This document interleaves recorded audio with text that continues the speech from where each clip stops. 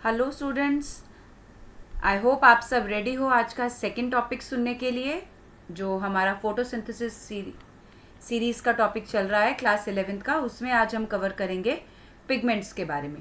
ठीक है, first lecture में हमने कवर करा था कि साइंटिस्ट्स का क्या कंट्रीब्यूशन रहा था और क्लोरोप्लास्ट के स्ट्रक्चर को हमने डिस्कस किया था। साथ के साथ हमने ये डिस्कस किया था कि क्लोरोप्लास्ट में डिवीजन ऑफ लेबर लाइट और डार्क रिएक्शन की फॉर्म में जो देखने को मिलती है वो कैसी है। चलिए तो अब स्टार्ट करते हैं अपना पिगमेंट्स। नाउ पिगमेंट्स क्या हैं? पिगमेंट्स जो हमने बात करी थी वो आपके क्लोरोप्लास्ट की लेमिला पर लगे हुए होते हैं, थैलाकॉइड पर लगे हुए होते हैं जो आपके पिगमेंट्स रहते हैं। यहाँ पर हमने डिस्कस करा था ये आपके पिगमेंट्स हैं जो आपके फोटोसिस्टम 1 और फोटोसिस्टम 2 की फॉर्म में लगे रहते हैं। अब ये पिगमेंट्स हैं क्या? पिगमेंट्स वो केमिकल सब्सटेंसेस हैं जो सनलाइट को एब्जॉर्ब कर सकते हैं। ठीक है, they have the ability to absorb sunlight. और वो सनलाइट की, जैसे आपको मालूम है सनलाइट में 7 कलर्स हैं, they are different wavelength VIBGYOR. हर पिगमेंट अपनी एक स्पेसिफिक वेवलेंथ ही एब्जॉर्ब कर सकता है, वो सारी वेवलेंथ्स एब्जॉर्ब नहीं कर सकता। ठीक है, तो सबसे पहले हम ये देख लेते हैं कि पिगमेंट्स कौन से हैं। हम लीफ के स्ट्रक्चर में से पिगमेंट्स को निकाल लेते हैं ना। ये जो सेपरेशन टेक्निक है जो हम पिगमेंट्स को एक्सट्रैक्ट करेंगे, that technique is known as paper chromatography. और ये पेपर क्रोमेटोग्राफी कैसे है? इट्स अ सिंपल प्रोसेस जिसमें आप लीफ एक्सट्रैक्ट लेते हैं और इस लीफ एक्सट्रैक्ट को आप लोड करते हैं एक पेपर के सैंपल के ऊपर। ठीक है, अब इस पेपर के सैंपल को आप किसी सॉल्वेंट में डिसॉल्व करते हैं और ये सॉल्वेंट जब जब मूव करेगा ऊपर की तरफ तब तब ये इसके सारे जो पिगमेंट्स हैं उनको यहाँ से डिसॉल्व करके ऊपर लेता जाएगा और अपनी डेंसिटी के हिसाब से इनको यहाँ पर छोड़ता जाएगा। तो आपको अलग अलग बैंड्स नज़र आते जाएंगे फोटोसिंथेटिक पिगमेंट्स के। ना ये फोटोसिंथेटिक पिगमेंट्स जो आपके हैं, जो सिलेबस में हैं, वो आपने पढ़ने हैं क्लोरोफिल ए, बी, ज़ैंथोफिल और कैरोटेनॉइड्स। ठीक है, तो थोड़ा सा इनके बारे में डिस्कस कर लें, ये कैसे स्ट्रक्चर्स हैं। नाउ क्लोरोफिल ए जो सबसे पहले हम बात करें वो आपका ब्लू ग्रीन कलर का आता है इन क्रोमेटोग्राफी। ठीक है, chlorophyll B yellow green colour, xanthophyll yellow, carotenoids yellow to orange. अब इसको याद करने के लिए हम यहाँ पर अपना स्पेक्ट्रम के कलर्स लिखते हैं। क्या है आपका? VIBGYOR, G Y O R, ये आपके स्पेक्ट्रम के कलर्स हो गए। अब यहाँ पर हम स्टार्ट करते हैं ब्लू कलर से। ठीक है, ये ब्लू ग्रीन आपका हो गया क्लोरोफिल ए। ठीक है, फिर येलो ग्रीन या इसको ग्रीन येलो भी बोल सकते हैं, ये आपका हो गया क्लोरोफिल बी। यहाँ से इसको आप ऐसे याद करेंगे तो आपको याद करना आसान हो जाएगा। देन येलो ऑरेंज, ये येलो ऑरेंज। ठीक है, ब्लू से स्टार्ट करेंगे, दो दो कलर्स लेते जाएंगे, ब्लू ग्रीन, फिर ग्रीन येलो और फिर येलो ऑरेंज। येलो ऑरेंज आपका है कैरोटेनॉइड्स। तो आप इसको थोड़ा सा ऐसे याद रख सकते हैं, chlorophyll A, chlorophyll B and carotenoids. तो यहाँ पर आपके क्या हैं? ये कैरोटेनॉइड्स। ठीक है, तो आपको ये कलर्स याद हो गए। अब रह गया आपका ज़ैंथोफिल। ज़ैंथोफिल आप याद रखेंगे, आपका जो XY प्लेन होता है। ठीक है, ग्राफ बनाते हैं, XY प्लेन है तो X से ज़ैंथोफिल, Y से येलो। तो क्लोरोफिल ए, बी, ज़ैंथोफिल और कैरोटेनॉइड्स के कलर्स आपने ऐसे याद रखने हैं। नाउ अब हम इसका कुछ स्पेक्ट्रम बना के देखते हैं। ठीक है, ये हम इसका यहाँ से देखते हैं ऐसे कि अगर हम ग्राफ बनाएं जिसमें कि हम वेवलेंथ्स यहाँ पर ले रहे हैं एक्स एक्सिस पर और वाई एक्सिस पर हम ले रहे हैं कि कौन सा क्लोरोफिल क्या एब्जॉर्ब कर रहा है। अभी हम ऊपर समझ चुके हैं क्या एब्जॉर्ब है। तो आप ये देखिए, क्लोरोफिल ए की सबसे ज़्यादा एब्जॉर्प्शन कहाँ है? क्लोरोफिल ए की आपकी सबसे ज़्यादा एब्जॉर्प्शन क्या है? ब्लू और रेड रीजन में। ठीक है, सबसे ज़्यादा ये क्या एब्जॉर्ब कर रहा है? ब्लू और रेड। और ये क्या एब्जॉर्ब नहीं कर रहा है? ग्रीन, ग्रीन, ब्लू, येलो, ये वाले कलर्स ये एब्जॉर्ब नहीं कर रहा। हमने यहाँ पर क्या बनाने की कोशिश कर रहे हैं? हम यहाँ पर एब्जॉर्प्शन स्पेक्ट्रम बना रहे हैं। अब यहाँ पर थोड़ी सी आप बात ये समझिए कि कलर्स, हमको कोई कलर वैसा क्यों दिखता है, पत्ती का रंग हमको ग्रीन क्यों दिखता है? पत्ती का रंग हमको ग्रीन इसलिए दिखता है कि वो विबग्योर के बाकी मेजर कलर्स को एब्जॉर्ब कर लेता है और सिर्फ ग्रीन कलर को एब्जॉर्ब नहीं करता। ठीक है, एब्जॉर्ब किसको करता है वो? देखिए एब्जॉर्प्शन उसका क्या है, एब्जॉर्प्शन उसका ज्यादा ब्लू और रेड रीजन में ज्यादा एब्जॉर्प्शन है। और कौन सा वो एब्जॉर्ब नहीं कर रहा? वो एब्जॉर्ब ग्रीन कलर नहीं कर रहा, इसलिए वो हमको ज्यादातर ग्रीन दिखता है। ठीक है, फिर आपका ये क्लोरोफिल बी का ग्राफ बन गया और ये आपका कैरोटेनॉइड्स का हल्का सा। तो आप ये देख रहे हैं क्लोरोफिल ए का शार्प ग्राफ, क्लोरोफिल बी, ठीक है, कितनी एब्जॉर्ब कर रहा है, कौन से सेगमेंट्स में एब्जॉर्ब कर रहा है, और उसके बाद आपका कैरोटेनॉइड्स का ये डबल लाइन वाला ऐसे करके। तो ये आपको ग्राफ के साथ आइडेंटिफाई करने के लिए आ जाता है कि कौन सा ग्राफ किसको रिप्रेजेंट कर रहा है, मतलब वो इसको हाइड कर देंगे और आपको आइडेंटिफाई करने के लिए कहेंगे कि ये एब्जॉर्प्शन स्पेक्ट्रम किसको रिप्रेजेंट कर रहा है। This is the absorption spectrum of chlorophyll A, this is the absorption spectrum of chlorophyll B and this is about the carotenoids. ठीक है, तो आपको ये यहाँ से समझ में आ गया। Now moving on to another graph जो कि आपका है एक्शन स्पेक्ट्रम। ठीक है, एक्शन हम इसमें देखेंगे कि हम फोटोसिंथेसिस को कैसे इवैल्यूएट करें कि फोटोसिंथेसिस कितना हो रहा है। फोटोसिंथेसिस को इवैल्यूएट हम करते हैं कि कितना ऑक्सीजन रिलीज हो रहा है। ऑक्सीजन की रिलीज का अगर हम ग्राफ बनाएं तो हम देखते हैं कि ये ऑक्सीजन की रिलीज का जो ग्राफ है ये ज्यादा रिप्रेजेंट कर रहा है क्लोरोफिल ए के ग्राफ के जैसा। ठीक है, तो हम ये कह सकते हैं कि ज्यादा फोटोसिंथेसिस उस एरिया में हो रहा है जहां पर क्लोरोफिल ए है। अब जहां पर ज्यादा क्लोरोफिल ए है वहीं पर ज्यादा फोटोसिंथेसिस हो रहा है, तो इससे हम क्या कंक्लूड करते हैं कि chlorophyll A is the major pigment for trapping light. Chlorophyll A क्या है? Major pigment for trapping light. Now अब बाकी के क्या, अगर हम कह रहे हैं कि ये ग्राफ ए को रिप्रेजेंट कर रहा है तो जो आपके बाकी के पिगमेंट्स हैं उनका क्या काम है? दीज पिगमेंट्स जैसे chlorophyll B, xanthophylls and carotenoids, they are known as accessory pigments. Accessory मतलब वो हेल्प करते हैं, लेकिन जो मेजर रिएक्शन पिगमेंट है वो क्लोरोफिल ए है, बी, कैरोटिनॉइड्स और xanthophylls, they are known as accessory pigments. अब इन एक्सेसरी पिगमेंट्स की क्या ज़रूरत है? क्या ज़रूरत है इन एक्सेसरी पिगमेंट्स की? एक्सेसरी पिगमेंट्स की ज़रूरत है कि वो हमको बहुत वाइड वेवलेंथ ऑफ एनर्जी को कैप्चर करने में मदद करता है। मतलब वो एनर्जी वेवलेंथ कैप्चर करता रहता है और क्लोरोफिल ए को पास ऑन करता रहता है। क्लोरोफिल ए का तो अपना एक स्पेक्ट्रम है एब्जॉर्ब करने का, बाकी की वेवलेंथ जो है वो वेस्ट ना जाए, वो होता है एसेसरीज पिगमेंट से एब्जॉर्प्शन। दूसरा, अगर सारी वेवलेंथ यही एब्जॉर्ब करेगा क्लोरोफिल ए तो उसके फोटो ऑक्सीडेशन होने के चांसेस बढ़ जाते हैं। इसीलिए ये जो एसेसरी पिगमेंट्स जो आपके वेवलेंथ एब्जॉर्ब करते हैं वो क्लोरोफिल ए को प्रोटेक्ट करते हैं फ्रॉम फोटो ऑक्सीडेशन। अब ये तो हमने पढ़ लिया कि किस तरह के पिगमेंट्स हैं।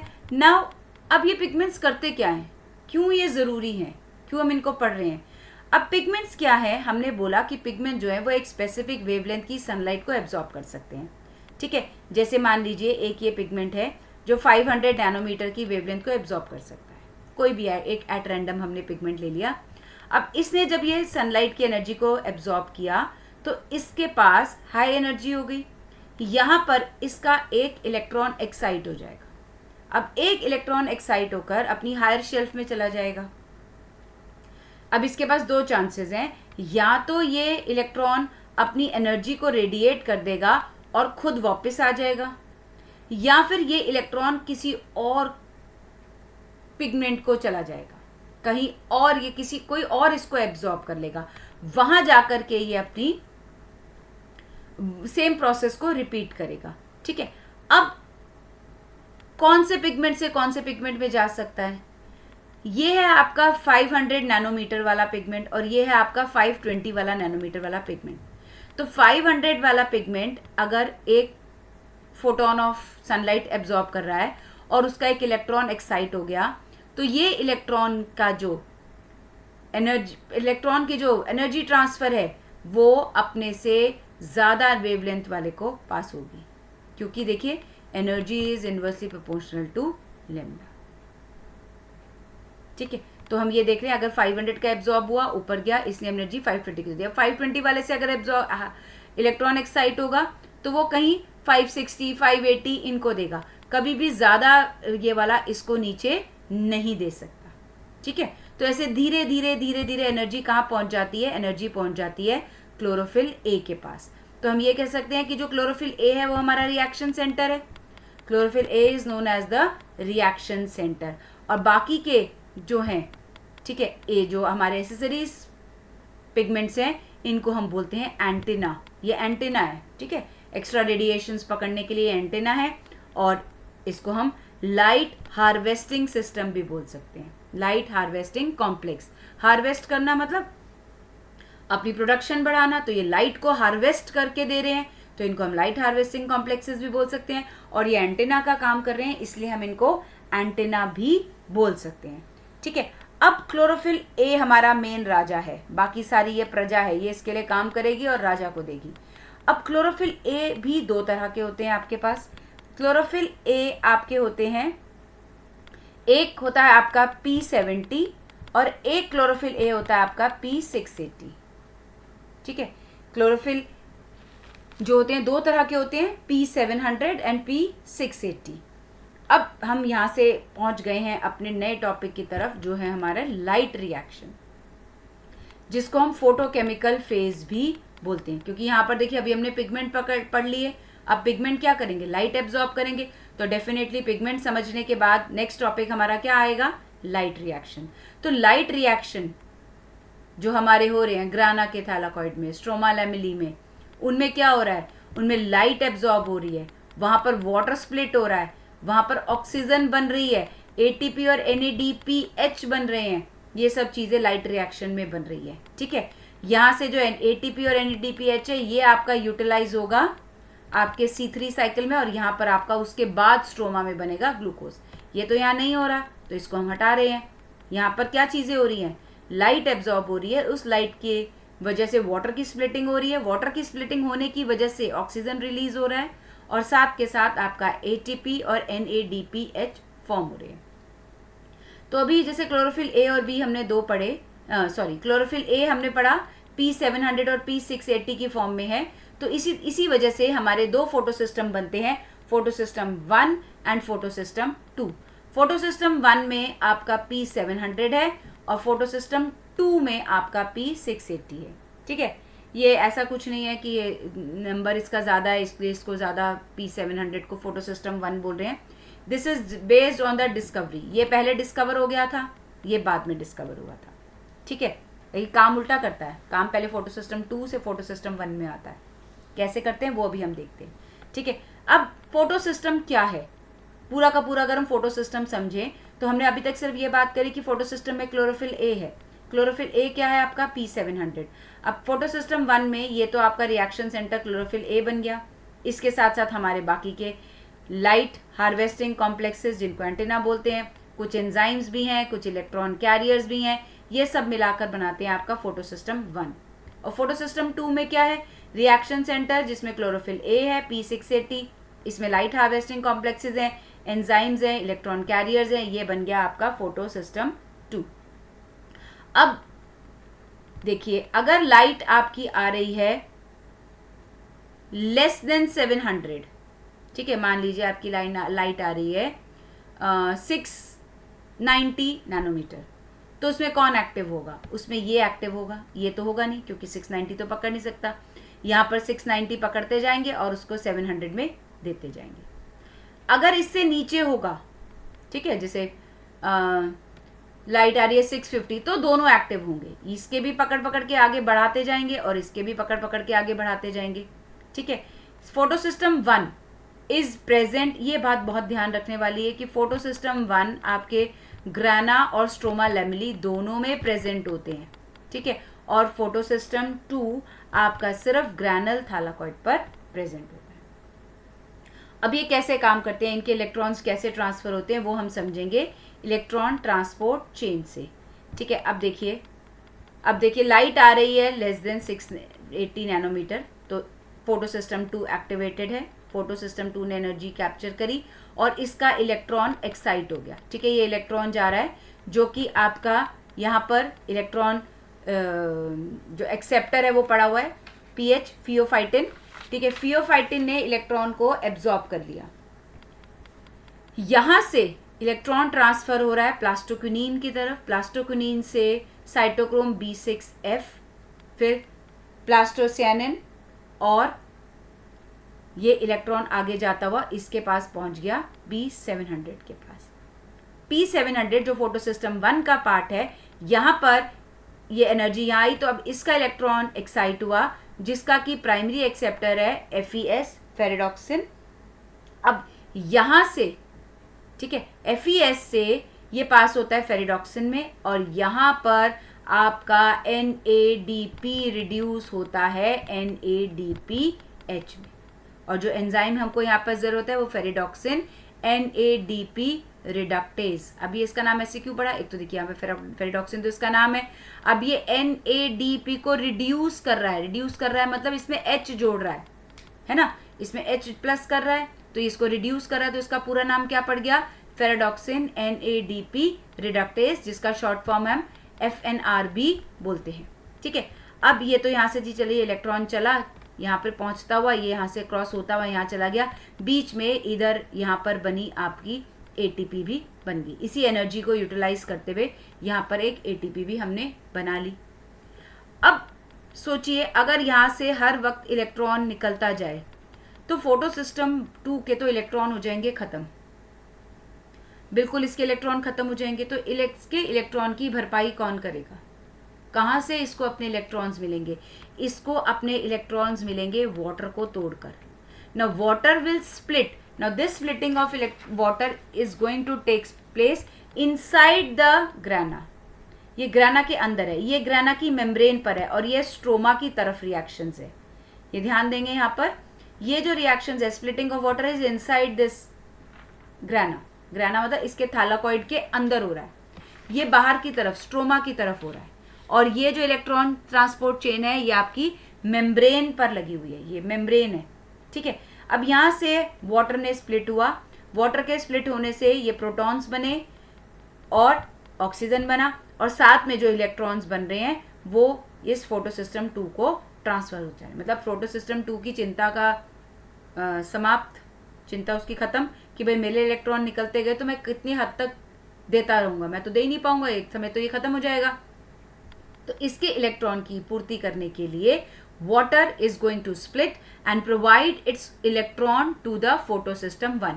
अब आप यहाँ देख रहे हैं कि इलेक्ट्रॉन की ट्रांसफर कैसे हो रही है। अगर हम सिर्फ इलेक्ट्रॉन्स की बात करें तो from water they are moving to PS2, PS2 के बाद ये पूरा ETS इलेक्ट्रॉन ट्रांसपोर्ट चेन में, फिर फोटो सिस्टम 1, और फाइनली ये किसके पास जा रहे हैं, NADPH में इस्तेमाल होकर के खत्म ना। यहाँ पर ये देखने को मिल रहा है कि किस तरह का स्ट्रक्चर बन रहा है, it's moving like this, up down and then up, इस तरीके का स्ट्रक्चर बन रहा है।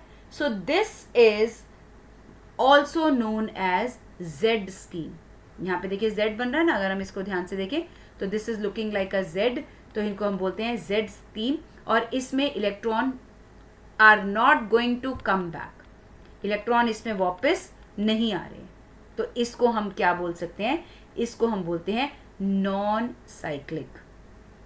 ठीक है, अब देखते हैं और आगे इसमें बढ़ते हैं कि अगर ये नॉन साइक्लिक है तो क्या कुछ साइक्लिक भी है। Yes, there is cyclic also. यहाँ पर ये you can have a screenshot of this कि आपको ये पता चल जाएगा कि कैसे कैसे। एक बार I am going to read it for you. ठीक है, जैसे PH के लिए pheophytin, PQ plastoquinone, cytochrome B6F, plastocyanin, ये सब आपके इलेक्ट्रॉन ट्रांसपोर्ट चेन में थे। अब वेवलेंथ कितनी ली थी हमने, लेस देन 680 नैनोमीटर। और फोटो सिस्टम कौन कौन से इन्वॉल्व हुए हमारे, photo system 1, photo system 2। Photo system 1 का प्राइमरी एक्सेप्टर कौन है, फियोफाइटिन। फोटो सिस्टम 2 का प्राइमरी एक्सेप्टर कौन है, FeS, नहीं सॉरी, ये फोटो सिस्टम 2 का प्राइमरी एक्सेप्टर है और ये फोटो सिस्टम 1 का प्राइमरी एक्सेप्टर, सॉरी लिखने में थोड़ा सा गड़बड़ हो गया। ठीक है, फाइनल एक्सेप्टर कौन है इलेक्ट्रॉन का, NADPH। स्कीम कौन सी थी, Z स्कीम। कहाँ लोकेटेड है, on the membrane of grana. ETS कहाँ है, on the membrane of grana. Photo system 2 को इलेक्ट्रॉन कौन दे रहा है, donor of electron to photo system 2 is water की फोटोलिसिस से। लोकेशन फोटोलिसिस कहाँ पर हो रहा है, ग्राना के ल्यूमिन में। प्रोडक्ट्स आपको क्या क्या मिले यहाँ पर, ATP भी मिल गया, NADPH भी मिल गया और O2 भी मिल गया।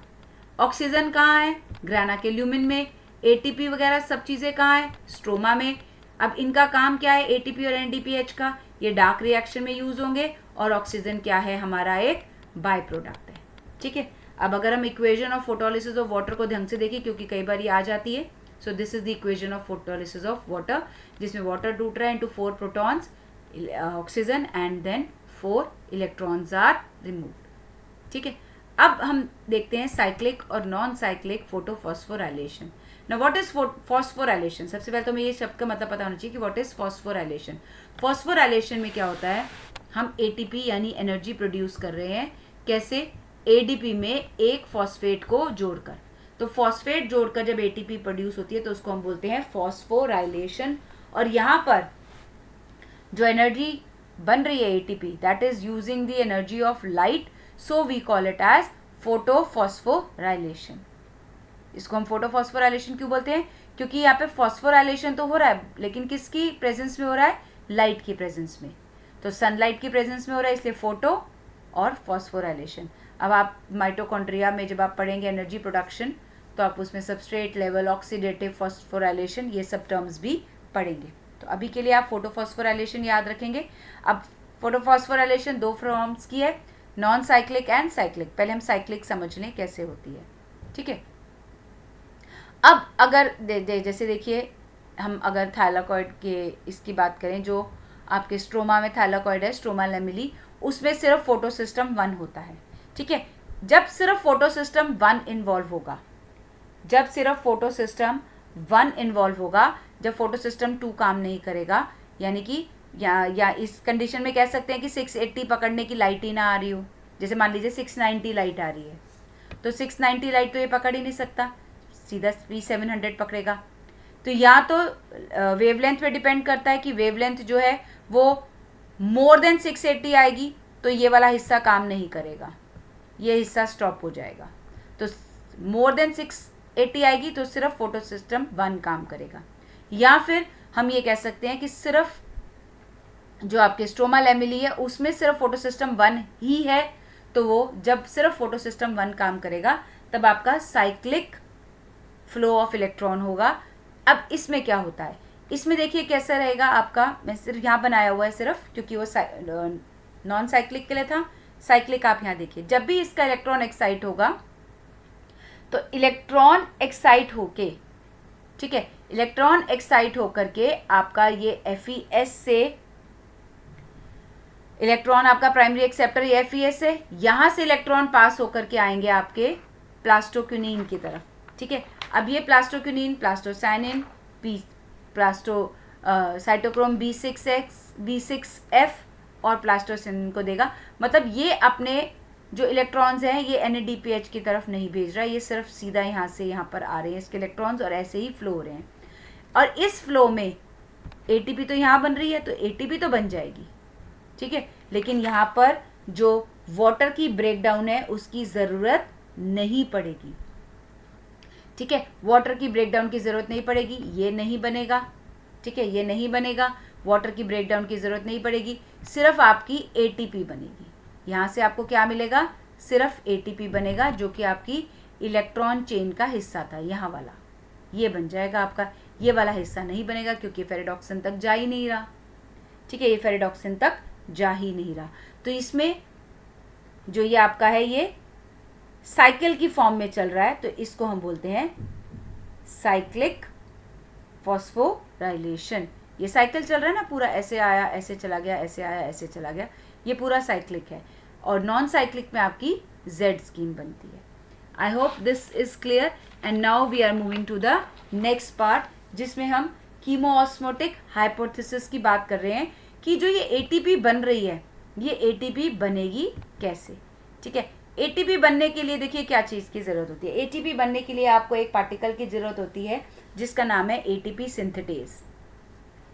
अब वो एटीपी सिंथेटेज क्या है? वो एटीपी सिंथेटेज आपका दो पार्ट्स में आपको मिलता है। ये प्रोटीन जो है आपका दो पार्ट्स में होता है, एक F0 F1 पार्टिकल। F0 जो है वो एक सिलेंड्रिकल फॉर्म में है और F1 जो है वो आपका सर्कुलर फॉर्म में है। F0 जो पार्ट है इसका, ये आपका मेम्ब्रेन पे लगा होता है और F1 आपका ओपन साइडेड होता है, यानी कि मेम्ब्रेन से बाहर, protruding out of the membrane. अब ये काम कैसे करता है एटीपी सिंथेटेज? इसको जरा स्ट्रक्चर को हम यहाँ बड़ा करके देख लेते हैं। एटीपी सिंथेटेज का एक पार्टिकल ये है जो मेम्ब्रेन के अंदर लगा हुआ है और इसका ये हेड है, ठीक है। ये प्रोट्रूड्स मतलब बाहर निकल रहा है फ्रॉम दी मेम्ब्रेन।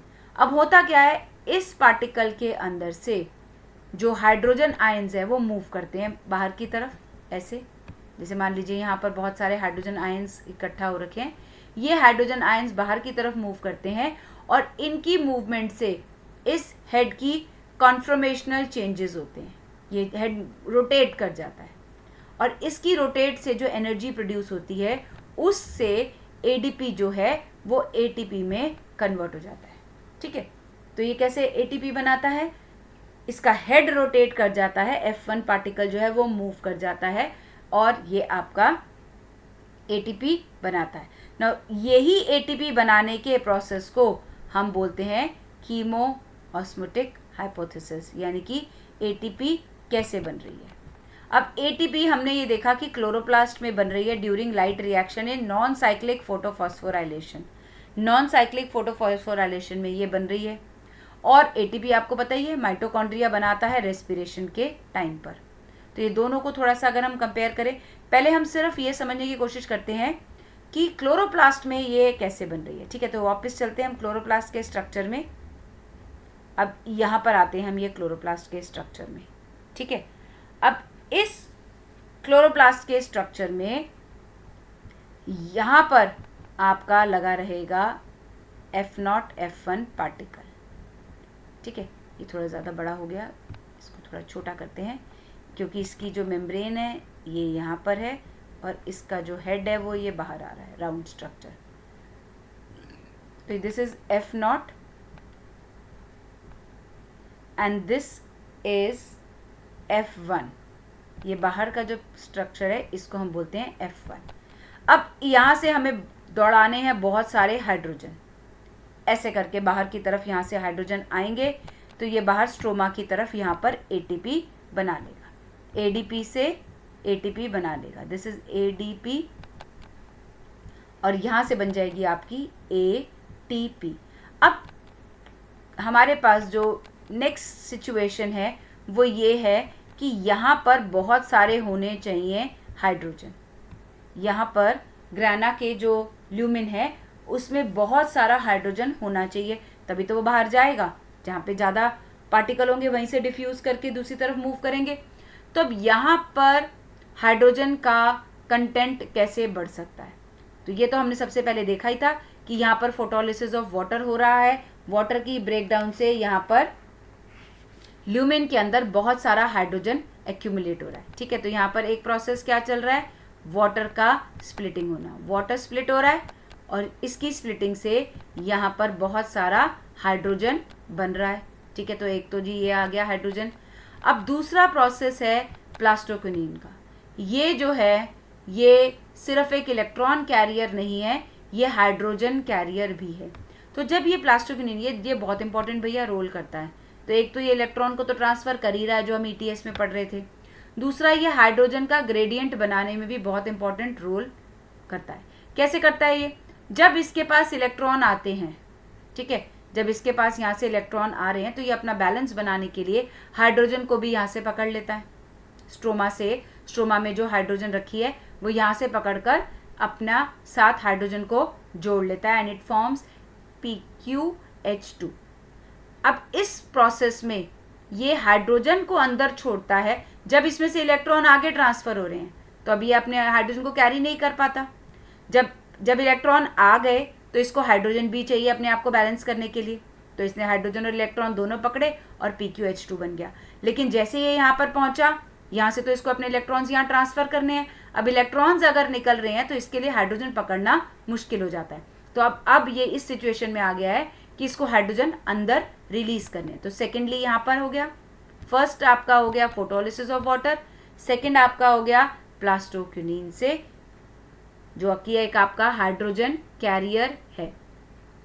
थर्ड आपने देखा था यहाँ पर स्ट्रोमा में NADP पॉजिटिव से NADPH बन रहा था। ठीक है, यहाँ पर हमने जब फॉस्फोराइलेशन पढ़ा था तो हमने क्या पढ़ा था, यहाँ पे NADP पॉजिटिव से NADPH बन रहा है। यहाँ पर क्या बन रहा है, NADPH। तो यहाँ का H तो भाई पकड़ पकड़ के यूज हो गया, यहाँ का H क्या हो गया, यूज हो गया। क्या हुआ था, जब H एक्स्ट्रा था बाहर तो उसने पकड़ पकड़ के अंदर इसका यहाँ पर यूज कर लिया। तो हमारा क्या हुआ, ग्रेडियंट बन गया। मतलब यहाँ पर हाइड्रोजन बढ़ता जा रहा है, यहाँ पर हाइड्रोजन घटता जा रहा है। तो इवेंचुअली क्या हुआ कि हाइड्रोजन का एक ग्रेडियंट बन गया, बाहर कम अंदर ज़्यादा। अब अगर अंदर ज़्यादा है तो इस हाइड्रोजन को बाहर की तरफ फ्लो होना है। अब ये दौड़ करके हाइड्रोजन यहाँ से निकल कर आएगा, F0 F1 पार्टिकल से होता हुआ बाहर आ जाएगा। इस बाहर आने से ये हेड घूम जाएगा इसका, उसकी कॉन्फर्मेशन चेंज हो जाएगी और यहाँ से हमारी बन जाएगी ATP। तो ये तो था हमारा कीमोऑस्मोसिस इन क्लोरोप्लास्ट। क्लोरोप्लास्ट में कैसे ATP बनती है। अभी देख रहे हैं ATP बाहर की तरफ बन रही है, इसके अंदर नहीं बन रही है, स्ट्रोमा में बन रही है। उसकी ज़रूरत भी स्ट्रोमा में ही है क्योंकि डार्क रिएक्शन स्ट्रोमा में ही चलेंगे। अब थोड़ा सा हम माइटोकॉन्ड्रिया को भी स्टडी कर ले। वैसे इसकी डिटेल स्टडी आपको माइटोकॉन्ड्रिया की रेस्पिरेशन लेसन में मिल जाएगी, वहाँ से आप इसको पढ़ेंगे। तो माइटोकॉन्ड्रिया में क्या होता है, ये दो डबल मेम्ब्रेन स्ट्रक्चर है।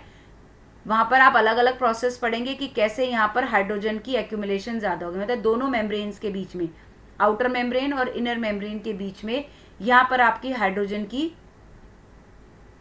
क्वांटिटी बढ़ गई।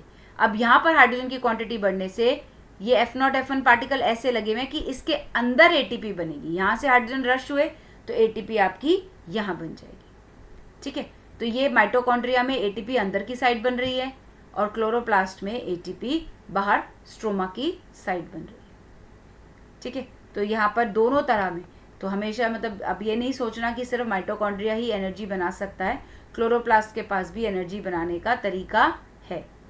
ठीक है, अब हम पढ़ेंगे कि ATP और NADPH जिसका हमने इतना शोर मचा के रखा हुआ है उसकी क्या ज़रूरत है, कैसे वो यूटिलाइज होगा, क्या उसका रोल है। ठीक है, तो चलिए इसको हम आगे पढ़ते हैं। तो ये मैंने आपको कई बार बता दिया है इस लेक्चर में पढ़ते हुए कि ये जो आपका ग्राना है इसने तो आपकी क्या एब्जॉर्ब करी, सनलाइट एब्जॉर्ब करी। यहाँ पर आपका वाटर का फोटोलिसिस हुआ, इलेक्ट्रॉन्स की मूवमेंट हुई और उस इलेक्ट्रॉन्स की मूवमेंट से ATP जनरेट हुई और NADPH जनरेट हुई। ये आ गई आपकी स्ट्रोमा के अंदर। अब ये तो लाइट रिएक्शन का काम यहाँ पर ख़त्म हो गया। ठीक है, लाइट रिएक्शन का यहाँ पर काम ख़त्म हो गया। ये लाइट रिएक्शन का पार्ट है। जो यहाँ पर प्रोसेस चल रहा है वो डार्क रिएक्शन का पार्ट है। यहाँ पर आपका कार्बन डाइऑक्साइड पकड़ा जाएगा स्ट्रोमा के अंदर और यहाँ पर आपका बनेगा ग्लूकोज। तो हमारे पास दो तरह के रिएक्शंस बन गए ना, लाइट रिएक्शन जिसको फोटोकेमिकल फेज या फोटोकेमिकल रिएक्शन बोलते हैं और डार्क रिएक्शन जिसको हम बायोसिंथेटिक फेज भी बोलते हैं। बायोसिंथेटिक, सिंथेटिक मतलब कुछ बन रहा है लिविंग ऑर्गेनिज्म के अंदर, that is why it is known as biosynthetic phase. Now dark reaction is not actually a dark reaction. मतलब ये ऐसा नहीं है कि लाइट बंद तो ये रिएक्शन बंद, मतलब कि ये अंधेरे में ही होगा, ऐसा नहीं है। This reaction is not directly dependent on light. Light है या नहीं है उसको कोई फर्क नहीं पड़ता, बट उसको क्या फर्क पड़ता है कि भाई जो लाइट के टाइम पर तुम बना रहे हो सामान वो मुझे देते रहो। अगर तुम रुक गए तो मैं रुक जाऊंगा, तुम कहो हंसो तो मैं हंसूं, तुम कहो रो तो मैं रोऊं। अगर तुम रुक गए तो मैं रुक जाऊंगा, लेकिन मेरे को काम करने के लिए अंधेरा नहीं चाहिए। तुम मुझे चीज़ें देते रहो, मैं काम करता रहूँगा। तो dark reaction word is just to discriminate कि ये दो प्रोसेस हैं, एक लाइट की प्रेजेंस में और एक लाइट के ऊपर डिपेंडेंट नहीं है। ठीक है. So that is why we say that word, the term dark reaction is the misnomer. मतलब ये एक confusion create करने वाला शब्द है. ये correct word नहीं है कि इसको भाई dark reaction ही चाहिए. ठीक है. So this is the explanation why this is a misnomer. अब हम पहुंच जाते हैं अपनी next process में, जो है C3 pathway या केल्विन साइकिल. ढूंढा किसने था इसको? मेल्विन केल्विन ने. किस ऑर्गेनिज्म पर काम करते ढूंढा था? एल्गी के फोटोसिंथेसिस को पढ़ते हुए. अब वहां पर उन्होंने क्या किया, कार्बन जो था वो रेडियो एक्टिव कार्बन लिया और देखने की कोशिश करी कि कैसे कैसे इसके कौन कौन से कंपाउंड्स बनते हैं, क्या क्या इसके अंदर डिफरेंट फेजेस हैं. तो जो फर्स्ट स्टेबल कंपाउंड देखने को मिला वो था एक 3 कार्बन का कंपाउंड 3PGA, यानी कि फॉस्फोग्लिसरिक एसिड. तो इसीलिए इसका जो नाम पड़ा वो पड़ा C3 पाथवे, या इसको केल्विन साइकिल भी बोलते हैं. कई बच्चे सोचते हैं C3 मतलब केल्विन साइकिल और कुछ और भी C से नाम होगा. नहीं, C3 नाम इसलिए है क्योंकि इसमें 3 कार्बन का कंपाउंड बना. जो फर्स्ट स्टेबल कंपाउंड था, यानी कि जो फॉस्फोग्लिसरिक एसिड है, वो एक 3 कार्बन कंपाउंड है. That is why it is known as C3 pathway. अब थोड़ा सा इस पाथवे को देखते हैं कि कैसा है ये. नाउ अब कार्बन डाइऑक्साइड को पकड़ना है. ठीक है, तभी तो हमारा कार्बोहाइड्रेट बनेगा. जो ग्लूकोज या स्टार्च हम बनाना चाह रहे हैं वो बनेगा. अब कार्बोहाइड्रेट को पकड़ना है. इस कार्बोहाइड्रेट को पकड़ने के लिए जो सब्सटेंस है that is RuBP, ribulose 1,5 biphosphate, ribulose 1,5 bisphosphate, जो कि एक 5 कार्बन का कंपाउंड है. ठीक है. अब ये 5 कार्बन का कंपाउंड एक कार्बन के साथ जुड़ करके बनाएगा 3 कार्बन का कंपाउंड. अब ये तो गड़बड़ हो गई, क्योंकि हम बोल रहे हैं कि 5 कार्बन के साथ एक कार्बन जुड़ रहा है तो 3 कार्बन बन रहे हैं. बनने तो 6 चाहिए, तो इसलिए इसके क्या बन रहे हैं? इसके बन रहे हैं 2 मॉलिक्यूल्स. 3 कार्बन के 2 मॉलिक्यूल्स बने. मतलब अगर हम एक रफ स्ट्रक्चर बनाएं कि ये PGA है जिसमें 3 कार्बन लगे हुए हैं, इसका पूरा स्ट्रक्चर नहीं बनाते हम, और तो ये एक PGA बना 3 कार्बन का. ऐसे ही एक और PGA बनेगा जिसमें 3 कार्बन लगे होंगे, तो इसलिए हम कह रहे हैं कि PGA के 2 मॉलिक्यूल्स बने 3 कार्बन के, तो हमारे 6 कार्बन पूरे हो गए. इस प्रोसेस को हम बोलते हैं, जहाँ पर कार्बन फिक्स हो रहा है, this is known as carboxylation. और इस कार्बोक्सिलेशन को करने के लिए एक बहुत इंपॉर्टेंट एंजाइम यूज आता है, Rubisco, the most abundant enzyme. Rubisco enzyme carbon dioxide को RuBP के साथ फिक्स करके 3-फॉस्फोग्लिसरिक एसिड या 3-फॉस्फोग्लिसरेट बना देता है. अब इस 3-फॉस्फोग्लिसरेट से आपका बनता है ट्रायोज फॉस्फेट. ठीक है, इसमें आपका क्या बनता है? Triose phosphate. कुछ नहीं है, ये 3 कार्बन के 2 कंपाउंड थे, तो ये भी 3 कार्बन का ही बन रहा है. ट्रायोज फॉस्फेट में भी 3 कार्बन है, इसके 2 बन रहे हैं, तो इसके भी 2 ही कार्बन बन रहे हैं. अब इस प्रोसेस से आते हुए यहाँ पर हमारी एनर्जी खर्च होती है. ATP खर्च हो गई. जो हमने ATP बनाई थी ना लाइट रिएक्शन में, वो यहाँ इस्तेमाल हो रही है. ATP से ADP बन रही है, और जो हम NADPH लाए थे, ये रिडक्शन प्रोसेस है. ठीक है, ये रिडक्शन प्रोसेस चल रहा है यहाँ पर. तो यहाँ पर H का इस्तेमाल हो गया. यहाँ पर जो हम H लाए थे वो यहीं पर इस्तेमाल करने के लिए लाए थे, क्योंकि हमको चाहिए ट्रायोज फॉस्फेट. तो NADPH जो हम लाए थे उससे हमारा वापस NADP पॉजिटिव बन गया. अब ये दोनों फ्री हैं वापस से लाइट रिएक्शन में जाने के लिए. ये निकल जाएंगे यहाँ से बाहर, और ये दोबारा से चले जाएंगे लाइट रिएक्शन में, और वहाँ से फिर ATP बना के लाएंगे, फिर NADPH बना के लाएंगे, और यहाँ पर एंटर कर जाएंगे. अब यहाँ से आपका ट्रायोज फॉस्फेट बन गया. अब इस ट्रायोज फॉस्फेट से जो 6 कार्बन हमारे इकट्ठे हो गए, 3 कार्बन के 2 ग्रुप बन गए. यहाँ से 5 कार्बन तो वापस हमने इस्तेमाल कर लिए RuBP बनाने के लिए. यहाँ पर भी हमारी एनर्जी खर्च हुई. यहाँ पर भी हमने ATP जो था एक, यहाँ पर भी ATP से ADP बना लिया. तो यहाँ पर अगर देखिए 2 मॉलिक्यूल्स है ना, तो यहाँ पर भी 2 ATP खर्च हो रहे हैं, यहाँ पर भी 2 NADP खर्च हो रहे हैं और 1 ATP यहाँ पर खर्च हो रहा है। This process is known as regeneration, क्योंकि हमको वापस हमारा RUBP मिल गया, तो साइकिल हो गई कंप्लीट ना। क्वेश्चन ये राइज होता है भाई साइकिल कंप्लीट हो गई और हमने तो बनाना है ग्लूकोज, इसमें तो कहीं ग्लूकोज बना ही नहीं। तो जी ग्लूकोज आपका यहाँ पर बनेगा जब ट्रायोस फॉस्फेट 1 कार्बन अलग कर देगा और 5 कार्बन को दे देगा। तो अभी हमारे पास आया 1 कार्बन, ठीक है, हमारे पास क्या आ गया, ये 1 कार्बन। अब मुश्किल ये है कि 1 कार्बन से तो स्टार्च या ग्लूकोज नहीं बन सकता, हमको पता है ग्लूकोज का फॉर्मूला C6H12O6 होता है। तो अभी तो हमारे पास सिर्फ 1 ही कार्बन आया, बाकी के 5 कार्बन अभी हमको और लाने पड़ेंगे। यानी कि अगर हमने 1 ग्लूकोज बनाना है तो 1 साइकिल चलाने पर 1 कार्बन आया, दूसरी साइकिल चलाने पर दूसरा, थर्ड, फोर्थ, फिफ्थ, सिक्स्थ, यानी कि हमको 6 बार ये साइकिल चलानी पड़ेगी, इस तब हमारे पास 6 कार्बन इकट्ठा होंगे और वो 6 कार्बन तब यूज होंगे हमारा ग्लूकोज बनाने के लिए। तो अगर हमारे 6 कार्बन की ये जो C3 साइकिल है, जो केल्विन साइकिल है, अगर ये 6 बार चलेगी तो क्या होगा। अगर 1 बार चल रही है तो आप देख रहे हो 2 और 3 ATP हो गए, 2 ATP यहाँ, 1 ATP यहाँ, 3 ATP इस्तेमाल हो रहे हैं और 2 NADPH इस्तेमाल हो रहे हैं। तो अगर ये 6 साइकिल चलेगी तो चीज़ें 6 टाइम्स बढ़ जाएंगी, यानी कि NADPH जो 2 इस्तेमाल हो रहे हैं अब वो 6 बार और होंगे तो 6 2 12, 3 ATP हैं तो 6 3 18 ATP इस्तेमाल होंगे, 12 NADPH इस्तेमाल होंगे पूरा एक ग्लूकोज बनाने के लिए। इसकी मैंने समरी यहाँ लिखी है, you can just note it down.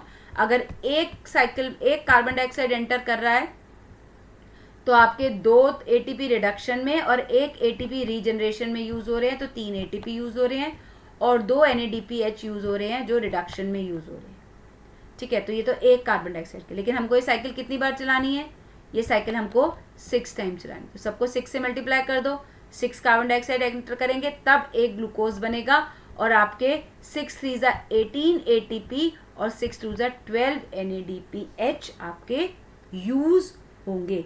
So this was about the process of making of glucose, ठीक है। ये आपका process of making of glucose था। अभी हम नेक्स्ट लेसन में इसके आगे की डिटेल स्टडी करेंगे और ये समझेंगे कि भाई रूबिस्को के और क्या क्या रोल हैं। So I hope this is clear to you and do put a comment अगर आपको ये समझ में आया, and if you like it share it with your friends. Do read your NCERT.